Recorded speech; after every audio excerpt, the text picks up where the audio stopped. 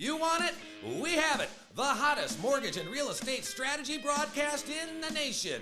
A Smarter Way Home with your host, Danielle Boote and Victor Bals. 50 years combined experience, ranked in the top 1% in the nation for home loan originations 2020. Promise to expand your knowledge, utilizing creative mortgage financing and home buying strategies. Build a bridge for a better quality of life. Get your brain cells firing for a smarter way home. And welcome to another episode of A Smarter Way Home. We've got modern mortgage and home buying solutions for our consumers and real estate professionals alike. My name is Victor Bals. I am your host, and I have my other host with me, Mrs. Jennifer Coppola, today. How are we doing, Jennifer? Great. How about you? I am doing very well. We were just talking about getting up early. I was up at 3:30. Our guest was up at 4, was it? 4:30. 4:30, okay. Still nighttime, you guys. Not so good. Anyway, it's July here, and it's wonderful. And today we have a very special show discussing housing statistics. We have our special guest, Yes. Bill Maniaci, with real estate. He's with Keller Williams Realty, and he's with the MI Roots Group. Yes, welcome aboard, Bill. Thanks. I'm excited to be here. I appreciate you having me. Yeah, well, I tell you what, I followed you. I've watched you when you came into the industry over the last 6-8 years here. And I tell you what, you bring some very good dynamics to the table when it talks about statistics, housing statistics, because figures don't lie, but liars tend to figure. Okay. Yeah. Is that part of your statistics speech when you give it? I'm not sure if I've ever said that before, but Yeah, well, okay, well, the numbers don't lie. But anyway, we thought it would be great to have you on, and let's talk about our local market, the home housing statistics on sales and all that, and how it coincides nationally and all that. So please enlighten us on some of these numbers and the way you see the market, Bill. well, I can definitely get started anywhere. But where I will get started is I'm a super hyper local agent where I do most of my business here in Livingston County. And so that's what these stats are going to be, are Livingston County stats, and even more specific to residential homes, excluding condos. Okay. So I guess the most fun stat to say. Oh, fun stats. Yeah, Not fun facts, fun yeah, stats. Fun stats. I like that. Would you believe it if I told you that an $8 million home was just listed here in our county? We have an $8 million home in Livingston County? That's right. Wow. $8 million just listed right here in my hometown of Howell. Really? Yep. $8 million. $8 million. So if you're looking for a hunting ranch, A hunting ranch. it can be all yours for $8 million. $8 million. That's right. Wow. I never thought I would ever see an $8 million listing in Livingston County. It's kind of crazy. Me neither. Wow. Another fun stat, just to get us rolling here. The highest sold home here in Livingston County. Any guesses? Is this ever or Ever. is this Ever? recently? I'm going to go with 6.2 million. That is a great guess. Oh, really? Jen? I think it's lower than that. 5.5. That's also a very good guess. Both are very high, so you would lose in the price and right. But our highest sale was $2.75 million. 2.75. We were way off. You're way off. Well, but now, so we're going from 2.75. Now we got an $8 million listing. That's right. Yep. So we'll see if it sells. I'm sure it will. So what do you get for $2.5 million, Bill? So $2.5 million got you 120 acres in Howell, with a couple of barns, 2 lakes, both stocked with fish, and a very nice 5,000 square foot pole barn that housed many, many nice cars. Oh, Wow. Nice. Give us some other juice here on these stats. All right, so we'll stick in this high dollar demand stuff because this is all kind of fun to me. So I'll give you some stats on Howell, Brighton, Heartland, and Pinckney. Okay. And this was over the last 5,000 days, which is like 13 years or something like that. Okay. Which is about as far back as I can check. But I'm guessing things weren't higher than that 13 years ago. No.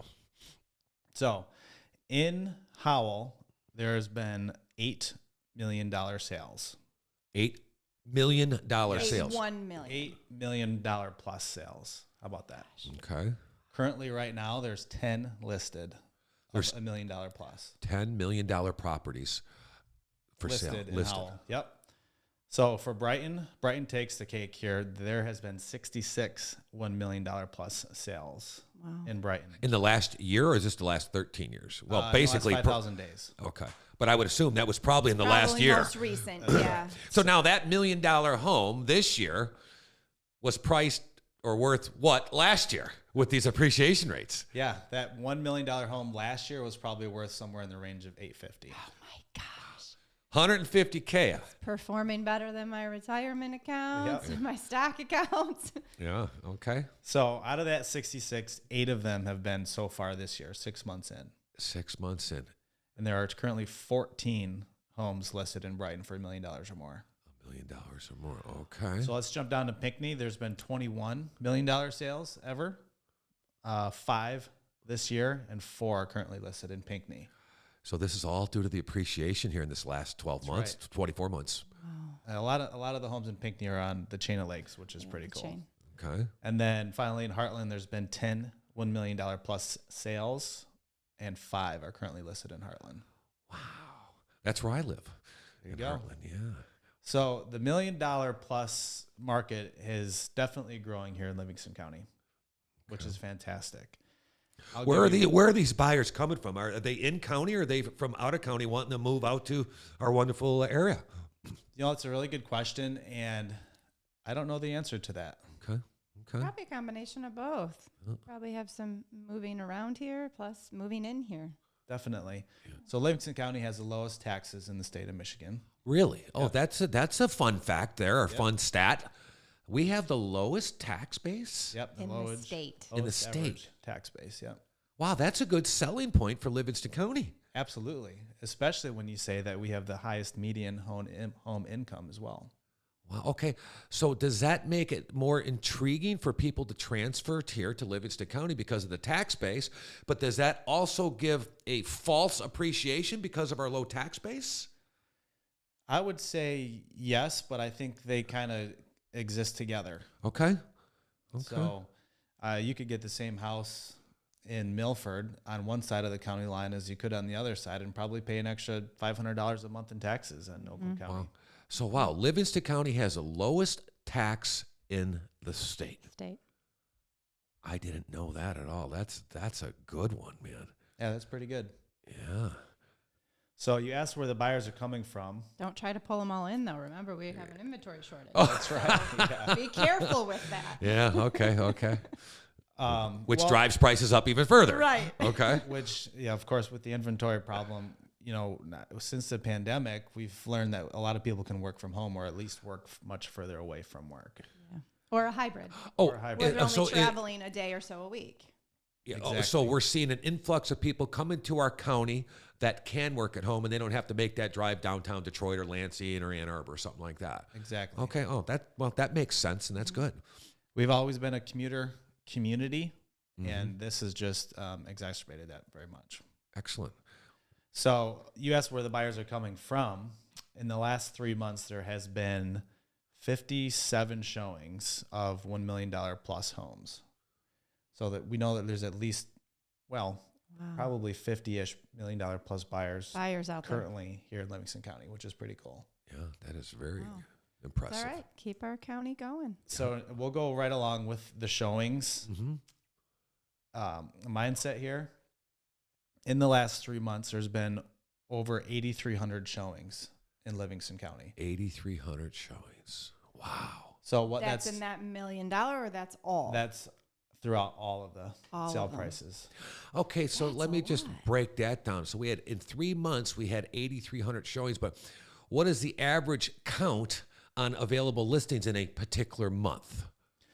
Yeah, that's a good question. So currently, the current number of homes actively for sale here in Livingston County, single families, non-condos. Single families, non-condos, is 266. Oh, my Lord. And if we got 8,300 showings, so that's about, let's say, 2,400 a month, looking at 200 listings? Yep. Wow. It's a parade. So the people are asking, is it? It's a lot of wasted gas at these prices because only 200 are going to get accepted. Yep. So the stat actually says that there's 8 showings per listing. Okay. And let me find this number here. This is super interesting. That's a lot. This is why he gets up early, Jen. Yeah, I see that. So the show. I take that back. It's the showings to a pending. So how many showings does it take for one home until it goes to a pending? Okay. That number currently is 8% lower than it was a month ago. Wait, say that again. Say that one more time. The number of showings until a home goes under contract is actually dropping. If you can believe with that number of showings I told you. Well, this could coincide with higher interest rates, making affordability out, so those guys get kicked to the curb, right? The uncertainty of the market, and it could just be the timeliness of the seasonality. Yep. So we're down 8%. So we're down 8%. But here's the caveat to that. We went down from 12 to 11. So that means that there's been that many showings until it goes pending. 12 is the highest it's ever been. Okay. 11 is, well, of course, second highest it's ever been. So what that tells me is that the demand is still very, very high. Okay. What about, I don't even know what the hell to call a normal market. What would we see? 5 showings? So 8? To put it in perspective for you, and let me see if I can find this in here. But in June of last year, we had over 3,500 closings in a 12 rolling month period. So 3,500 closings in a year. Okay. In a year here in Livingston County, which is the highest it's ever been. Okay. If you compare that to this year we are currently in the 12 rolling months, we're at 3,100 closings. So we're a little bit less than last year. What, 10% or something? What is that? It's about 15% less. 15% less. Is this, and that's on houses sold. Again, is it because of interest rates and uncertainty in the market? Probably. I would say that. What's interesting about that is that's the lowest number it's been since 2015. Wow. So we're at the lowest point. That actually goes back a little further than I anticipated. Yep. 2015. And even before 2015, before that, it brought us all the way back to about 2007. Yeah. Do we have home buyers just throwing in the towel and saying, look, I'm sick of it, man. Rates are going up. I can't get an accepted offer. I'm just going to wait for the world to crash and burn. I definitely think so. I mean, affordability has skyrocketed. Well, speaking of that, what is the median home sale today versus it was a couple years ago in Livingston County? So the median home price here in Livingston County right now, where's that one? Is $382,251. And what does median home price mean for our consumers, Bill? So that means if you take all of the home sales in the county, so that 3,150, and the one smack dab in the middle, that's median. Okay. Whereas average would be if you averaged them all up and divided it by the number. Okay. But median home, so 380,000. If you just want to get the median home out here, it's $380,000. It's kind of crazy. Yeah. So that is up from last year by 14.7%. 14%. So that $380,000 home last year was probably around 320. And I don't have my calculator here, but if it went up that much, 15%, that's almost $50,000. It went up. That's right. And that same house, one, costs more just because of the value of it, and two, your mortgage payment is probably about 40% higher now. Yeah.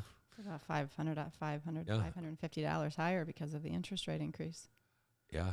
So I think that has a lot to do with why we're seeing a decline in sales. Okay, we're decline in sales.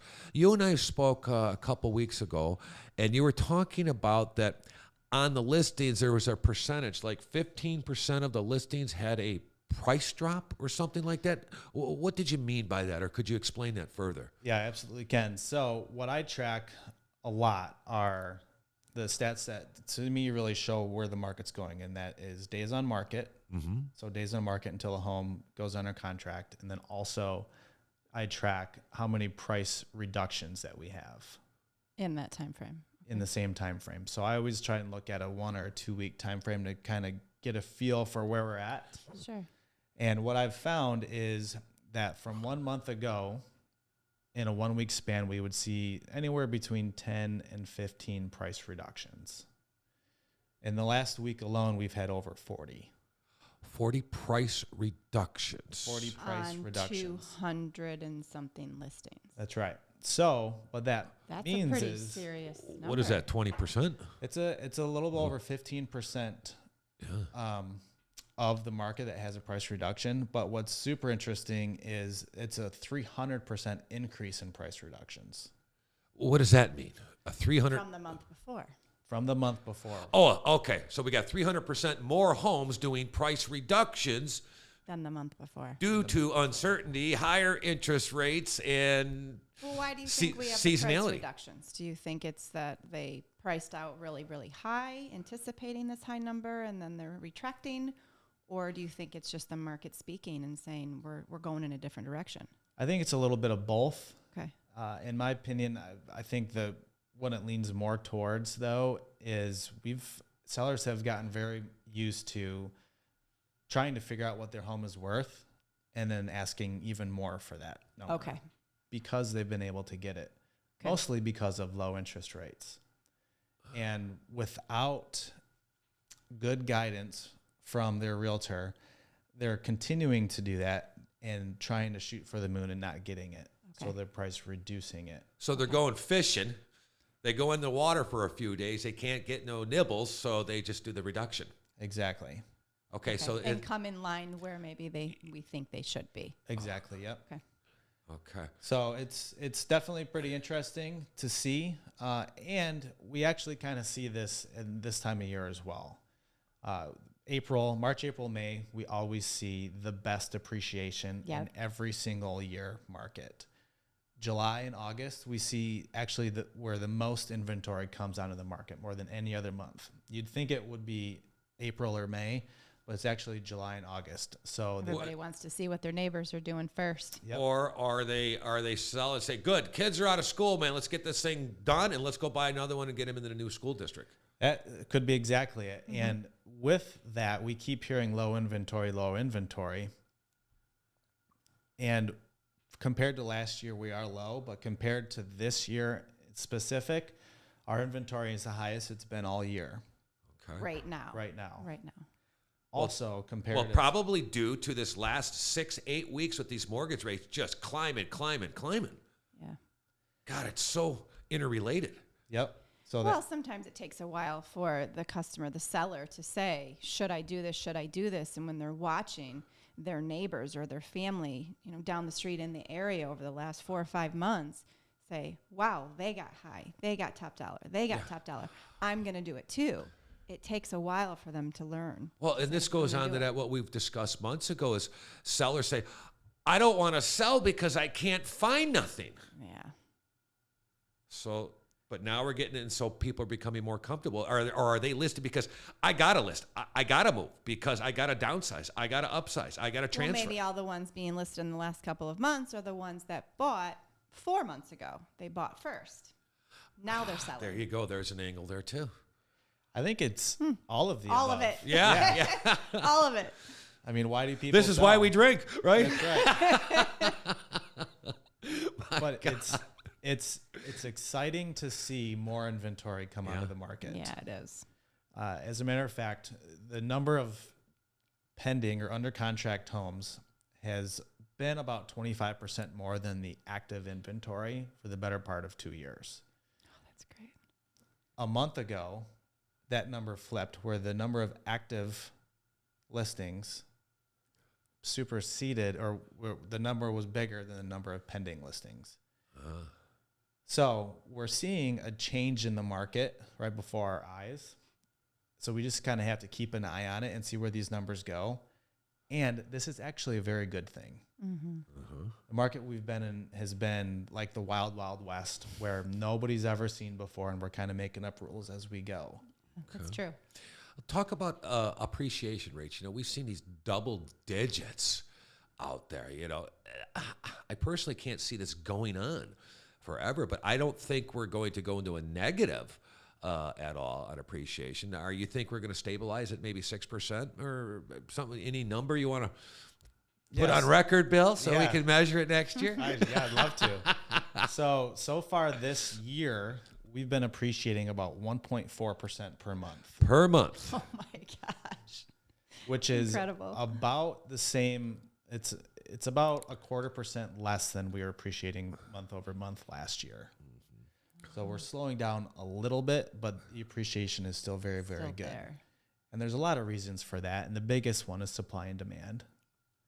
And I think the second biggest one is because people have so much equity, they're okay with paying more for a home. And they have to because they're competing. So that number has continued to go up. Will it slow down with interest rates? Maybe. But real estate is still the best investment out there. And until there's a better investment, even investors are going to continue to purchase. Well, a very good point. well, let's talk about that, because a lot of the baby boomers who have all the money, right, aren't making much in the stock market, but they just dump their money into real estate, buying investment properties and second homes, thus taking more of the inventory out for the first timers and the second time that want to buy it as a primary residence. That's exactly right. So our Metro Detroit area has the 7th highest investor purchase market in the country. Okay. So in the last year, we've seen over 20% of the homes purchased were purchased by an investor. So 20%. You're going out there to look for a home as a primary residence, yet 20% of the inventory is being sucked up by investors, buying them as investment properties or as second homes. Exactly. Yep. What about cash buyers? I understand that cash sales are very high numbers. Do you have any of them stats? I don't know exactly how many homes are sold by cash, but I can say it's definitely higher than it ever has been. I believe it's somewhere around 20% of the homes were being bought out by cash. And and so many of our home buyers got beat out by cash. I had a guy pay $50,000 over asking price, cash, waived appraisal, waived everything, and lost out. Didn't get it. This was back 4 months ago when we were absolute frantic. But so even cash deals were losing out. Even cash deals. So 20. If you say the 20% number, the historical number is usually about 11% of cash buyers. Okay, but we've seen a flux of cash. And a lot of times we would use delayed financing because the home buyer, they're going in with 5-10% down. They can't win an offer. So they'd have the banker mom and dad come in, pay cash for the property. And then what we would do is call delayed financing and pull that cash out to give it back to the mom and dad. So that's how we won Just some so offers. they can acquire the property. Yeah. So to go along with that, so we said 20% of home purchases were from investors' second home purchases. To add to that, 1 out of every 3 homes, so 33%, were first-time home buyers. Okay. And that first-time home buyer, the millennial, the largest aged bracket in America today is 32 years old. And that is the average age of a first-time home buyer. And that 32 age bracket, that number will continue to get larger for the next 5 years. So for the next 5 years, the age of 32-year-olds will be the highest it's ever been. So 33% of our market is going to be saturated by first-time home buyers, which are going to increase. Yep. And I think that number is we have about 5.1 to 5.2 million of those home buyers becoming 32 years old each year. And across the country, we're only building about 1.1 million units of new construction. So this inventory problem is not going away anytime short. It's not going away. So that's the supply and demand. You have 1 out of every 2 homes being purchased by somebody that's not putting one back on the market. So what do you say when someone says to you, I'm waiting for the crash? I would say that I'm going to wait and buy when everything's half price. Yeah, grab a wheelchair. It's going to be a long time. It's going to be a long time. So to go back a few questions back, you said, where's the appreciation going to go? Yeah. I think we will definitely have we're on track to have another double-digit year of appreciation this year, but the historical average is 4%. So if you go back all the way to the 70s and drew a graph with a 4% slope on it, we've just reached that 4% slope from the 70s. The average, okay. Because of the crash that we had from the Great Recession. In 09. Okay. Which was that was basically mortgage driven, Yeah, it was. at that point. Absolutely. You know. And to go along with that too, let's talk inventory. In 2007, this is going to blow your mind. In 2007, this is a good stat if I can find it. In 2007, the active inventory was 3,400 in Livingston County. 34 active living. So And we're at 32. No. We're at 200 active listings. Sorry. They had 3,400 in 2007. This is right before the real estate crash. Right before the real estate crash. We have less than 10% of the active inventory than we did in 2007. So if people say they're waiting for the crash, that's a huge reason why I believe that there will not be a crash. Yeah, and remember, when we had that much active inventory, that becomes a buyer's market, thus declining values that all went into that 2008 storm that we had. And now that lending, because there was, I don't want to say scrupulous lending practices, I don't want to say that, just they weren't as tightened on the guidelines. And the lending industry and the government has learned a lot from those days. And now only qualified buyers are actually getting loans, which makes the whole industry as a whole more robust, that we will never have that type of crash again. Do you agree with that? I do, and I don't think you're going to see the short sales either. The banks have learned their lessons. They know exactly how to handle them, and all the sellers have the equity now, so they don't have to short sell. They don't have to let it go to foreclosure. Just sell it. They have the equity. We're in definitely a very, very different time. Absolutely. And to go with that, 41% of homeowners don't have a mortgage at all. And of the remaining people that do have a mortgage, more than 50% of those homeowners have more than 50% equity. That's substantial. So That was 40% definitely not 40% of the 2008. homes out there are paid for free and clear. I'm really curious to see what that stat was in 2008, because I can assure you they were all financed, and they were probably all at 80 or 90%. Oh yeah, financed. yeah. They were worth 200, but you owed 300. Right.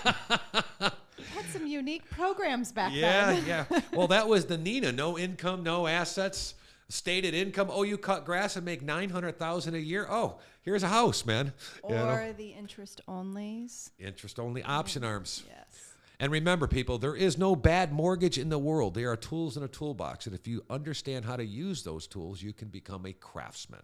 Because I personally had an option arm. I've had several adjustable rate mortgages. Gotta try them out. But by having the knowledge and how to work that tool, it's like that one tool Grandpa had in the garage he called a thingamajigger, right? You didn't know what the hell it was for, but that one time you use it for that job, you go, "That boy, am I glad he had that tool." So I don't know where I got that from. That's pretty good. I think the moral of the story there is to lean on your professionals. Yeah, Lean learn. on the 100%. experts. And don't go into it alone. If you're scared or nervous or curious, I would advise you not to turn on the news. Yeah. And I would advise you highly to talk to your local professionals. Yeah. Just don't go That's search great. the internet, because everything's right on the internet from what I heard. That's what they say. I haven't found anything wrong yet. Yeah. It wouldn't be on there if it was wrong. Yeah, that's right. You're right. What other stats you got here? So let's see. Let's talk days on market. How Okay. about that? So that's the other stat that I paid close attention to see kind of where our market is changing and moving to. So our days on the market has been dropping for the better part of 10 years. And that's good. That's good for sellers. So That's what indicates the seller's market. Yep. that's exactly right. So our days on market currently sits at 8, the median days on market. So I list my home today. I can expect it to be on an average of 8 days before I get it under contract. That's right. Interesting. That is the lowest it's ever been. What about sale price? From me listing price and getting an accepted offer, where am I getting full price? Am I getting over asking? What's those numbers, Bill? So the average sale price to list price is 101.2%. So if I'm listing it for $300,000, chances are I'm going to get an offer at $303 to get it accepted based on the stats. Yep. 1% over asking. That's exactly right. That's the average. And that also Has come down. it's gone up. Oh, I'm wrong So again.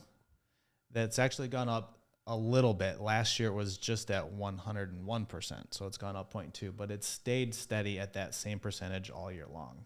Where do you think we were a couple months ago? I feel like that percentage was so much higher. So if you look pre-pandemic, that percentage was right around 98%. Okay. And if Supply you look, demand. Yeah, for if you sure. look even further back, maybe 10 years ago, that number was somewhere around 90%. Yeah. So it's definitely been changing. And our inventory has been going down. It hasn't just recently been, and it's not because of COVID. It's been going down steadily since 2014. But yet we have a percentage of the homes lowering their sale price, but yet we're getting over asking price. It kind of, I don't see that connection there. Is that because my house is listed at 310, I lower it to 300, now I'm getting 303 on it. I'm getting 1% over. How do those declining prices come into effect here? With the price reductions, Yes. you're asking? So those stats haven't really caught up yet, Okay. just because of the way you can research it. So in the last month, we've seen the price reductions happening, Got it. and it's hard to track those stats yet because it takes typically between 30 and 45 days for a home to close. But Jen brought up a great point, because I would suspect that a high percentage of those ones that we had a price reduction are those people who went out and bought their home, moved in, decluttered the home they were selling, and got that on the market. Now it's going under contract and said, look, I want it gone. Do a little price reduction. Yeah, they're tired of paying 2 mortgages or paying 2 Or tax nervous bills. they're going to. Or they're on their second or third mortgage payment, making 2 payments, so they do the price reduction. Right. Right. Okay. So you just have to be conscious of what's going on. Another super good number that I love to look at to know where our market is months of inventory. Okay. So that means if you take the inventory that's on the market today, didn't list anything else, how long would it take for all of those homes to be sold? And that number currently sits at 1.3 months of inventory. Okay. Okay. To put that into perspective, a quote balanced market is 6 months of inventory. Oh my goodness. Wow. We're way off. So we are in So a from high. contract to sale, it's a little over a month. Yep. It's fast. So we've Well, you've got 40%. we've got cash in 30 there, something days of inventory before it all goes away. Before it and all then we're goes away. recycling. Where we used to have how much inventory? 180 days. Yep. So we are way short of So- where was that 180 day normal market at? When was that? What time? That 180 days was probably somewhere around the 2013 time. Okay. And that was considered a balanced market. Balanced. Considered a balanced So we are market. still very unbalanced, low inventory, high demand. High demand. That's right. So if we can talk recession, Yeah. if I know it's kind of a scary word. I to love that say. word, man. We've seen it. We're not that scared. Well, I know it's in my vocabulary probably 30 to 40 times a day with clients. That's right. You know, So, I mean, we've talked a lot about prices going up, days on market changing slightly, but still they're the lowest ever. Prices are the highest ever. Inventory is the lowest ever. It all boils down to supply and demand. And when we talk a recession, I think what a lot of people, especially people my age, I'm 37, when I think recession, I think back to the Great Recession, because that's kind of what I grew up in. I saw a lot of people getting hurt very bad from it. But we have to remember that the Great Recession was an anomaly. And 8 of the last 9 recessions actually saw a better home appreciation market than the year before. So even those we anticipate a recession coming because of inflation and because of high interest rates, I would anticipate that meaning that home prices will continue to rise and continue to appreciate. And the recession that we see coming is not the anomaly of 2008, 2009 due to different reasons of why we had that recession. Correct. Yeah, I agree 100% on that. It's just going to continue to rise. And a lot of people hear that and think that, and they kind of will shy away from that or be scared because of what happened. They don't want to get hurt like they were before. Mm-hmm. And to that, I would say, when you buy a home, the biggest question you need to ask yourself is, can I afford this home? Right. And am I prepared to afford this home for at least 10 years? It's actually a great way to say that. Am I prepared? Correct. Right. And if the answer is yes to that, buy a house. See, and these 32-year-olds coming on these first-time home buyers, they have no memory of 2000. They didn't know what it was. Right. They just think, hey, rates are pretty low. I need a house. Let's go buy one. So they don't have the scare tactics like the other 66% of the market, minus the investors out there. But the second-time home buyers may have lived through that 2009. Right. Yep. Wow, interesting. How does it all play together, man? That's one hell of a recipe. You got the mixing bowl there. You got to consider. Let's give us another 10 years. Let's see where this shakes out. It'll be interesting, and I think the answer to that is nobody really knows. Yeah. But there's no indication this is going to slow down. It's going to get worse. We have solid lending. We have high demand, low supply. That's not going to happen for years. We've got super high equity. So, Jen, like you said, there's really not going to be any foreclosures. No, we're not having 2008 again. Right. And Jen and I were just discussing, hey, if you're on the fence and saying I'm scared to buy, the market's going to crash, go buy the home that you want. You marry that home, you date the rate, and you play the market. And if you don't like home ownership, sell it. Someone's going to buy it. Right. Because your equity position is there. Yeah. And your appreciation position is there.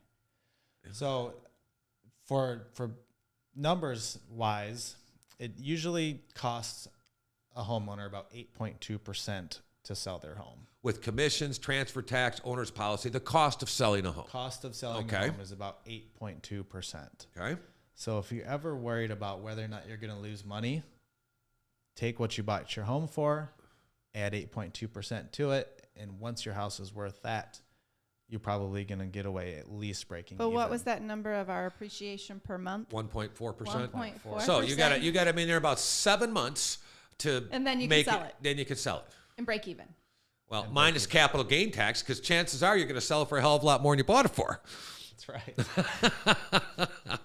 So and even if you just wanted to ask your local realtor, what's the appreciation been over the last 12 months?